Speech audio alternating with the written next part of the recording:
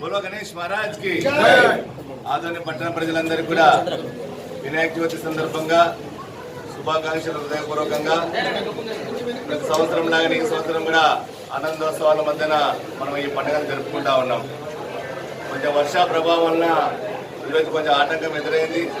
అయినా మహిళలు పిల్లలందరూ కూడా ఏవైతే మన ఆదోళనలో ప్రతిష్ఠించినటువంటి వినాయకులన్నీ కూడా చూడడానికి బయలుదేరుతూ ఉన్నారు. వరుణదేవుడు సహకరించవలసిందిగా కోరుతున్నాం. అదేవిధంగా ముఖ్యంగా మనందరం కూడా ఆలోచించాలి. ప్రతి సంవత్సరం కూడా ఇక్కడ ఉత్సవాలని అత్యంత అంగరంగ వైభవంగా హైదరాబాద్ తర్వాత కర్నూలు తర్వాత మన ఆదోని పట్టణంలో ఈ ఉత్సవాలన్నీ మనం నిర్వహించుకుంటున్నాం. మొత్తం మన డివిజన్ చుట్టుపక్కల కూడా నిమజ్జనం రోజు చూడడానికి ఇక్కడ వస్తూ ఉంటారు. ఉదయం 10 గంటల నుంచి రాత్రి 12 గంటల వరకు కూడా ఈ యొక్క నిమజ్జన ఉత్సవాలు జరుగుతాయి. ఈ మధ్యనే ప్రభుత్వ శాఖ సంబంధించినటువంటి వారు, డిపార్ట్మెంట్ వారు, ఉత్సవ సమితి వారు కూడా కలిసి కొన్ని నిమజ్జనం సంబంధించినటువంటి విషయాలు చర్చించడం జరిగింది. అందులో ముఖ్యంగా ఒకటి రూట్ గురించి. మనం ప్రతి సంవత్సరం కూడా కాలేజ్ ఏరియా నుంచి వచ్చేటటువంటి ఏవైతే ఉన్నాయో వాటన్నిటిని కూడా ఎస్పీ కాలనీ మాత్రమే వచ్చేటువంటి పరిస్థితి ఉండేది. కానీ అర్ధరాత్రి గత సంవత్సరం కూడా అంతకుముందు సంవత్సరం కూడా ఇబ్బంది పరిస్థితుల్లో ఒక 4-5 విగ్రహాలని మనం ఇటువైపు అంటే ఊరేగింపు సంబంధించినటువంటి విగ్రహాన్ని మంగళాంజనేయ గుడి, సాయిబాబా గుడి, నిర్మటాయిస్ మీదుగా పంపడం జరిగింది. అదే మేమేం కోరుతున్నామంటే డిపార్ట్మెంట్ వారిని, అయ్యా ఆ రాత్రి పూట నిర్ణయం కంటే మనం ఉదయం పూట ముందుగానే అటు వెళ్లకుండా ఇటు నిర్ణయం తీసుకున్నట్లయితే కూడా త్వరగా ఈ యొక్క ఉత్సవాలు పూర్తయితాయి. తర్వాత మనకి డిపార్ట్మెంట్ వారితో కూడా ప్రతి సంవత్సరం మనకు కొంచెం ఇబ్బందిగా ఉంది.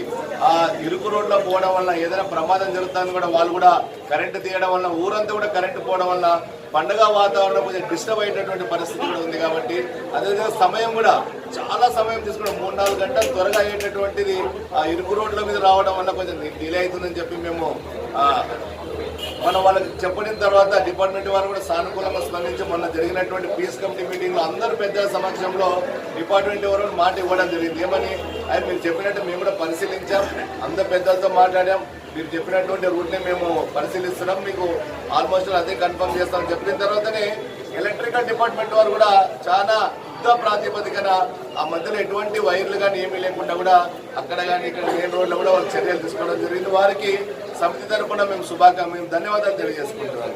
ఇకపోతే ఇంకో విషయం, ఈ రూట్కి సంబంధించిన ప్రతి సంవత్సరం ఉత్సవ కమిటీ వాళ్ళు మనం డిపార్ట్మెంట్ తో మాట్లాడుతూ చర్చిస్తున్నాం.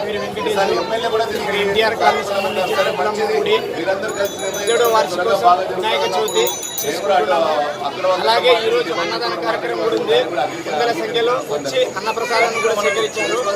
ఇక్కడ భక్తాదులు వినాయకుడిని ఏది అడిగినా వాళ్ళకి ఇవ్వాలని మేము మనసారా మా బ్యాచ్ కోరుకుంటున్నాము. అలాగే వినాయకుడు సమర్పిస్తున్నారు. భక్తాదులు కూడా ఆయనకి విరారాలు కూడా కోరుకున్నప్పటి నుంచి ఈ ఏరియాలో అన్ని జరుగుతున్నాయి. భక్తాదులు ఏది ఆటంకాలు లేకున్నట్ల వినాయక స్వామి కూడా కాపాడుతున్నారు. మేము ఇలాగే ముందుకు ఎదగాలని ఆ వినాయకుని కోరుకుంటున్నాము. నా పేరు వెంకటేష్, ఎన్టీఆర్ కాలనీ. జై బోలో గణేష్ మహారాజ్ కి. మసీద్ ఉందా, చర్చ్ ఉందా, దేవాలయం ఉంది, మనకు సంబంధం లేదు. తర్వాత ఈ రోడ్ల గతంలో మనం పోయినటువంటి రోడ్డు అడుగుతున్నాం కానీ వేరే కొత్త రోడ్డు ఏది అడగడం లేదు. కాబట్టి ఈ విషయాన్ని మనం గుర్తులో పెట్టుకోవాలి. అంతేకాకుండా ముఖ్యంగా నేను చెప్పేదేమంటే ఇక్కడ ఉన్నటువంటి మత పెద్దలు, ముస్లిం మత పెద్దలు కూడా దీన్ని అంగీకరిస్తూ ఉన్నారు. వాళ్ళ యొక్క ప్రోత్సాహంతో మనం ముందుకు పోతా ఉన్నాం. ఈ యొక్క ఊర్లో అందరూ కలిసిమెలిసి బతకాలి, అందరూ పండుగ చేసుకోవాలి. మా వ్యాపారంలో అందరూ వ్యాపారాలు ఉన్నాయి, ఎటువంటి ఇబ్బంది లేదు. ఒకటి త్వరగా నిమజ్జనం పూర్తి అవుతుంది. కరెంటుకి సంబంధించినటువంటి ఇబ్బంది ఉండడం వల్ల అటు పోవడం వల్ల ఇబ్బంది కలుగుతుంది.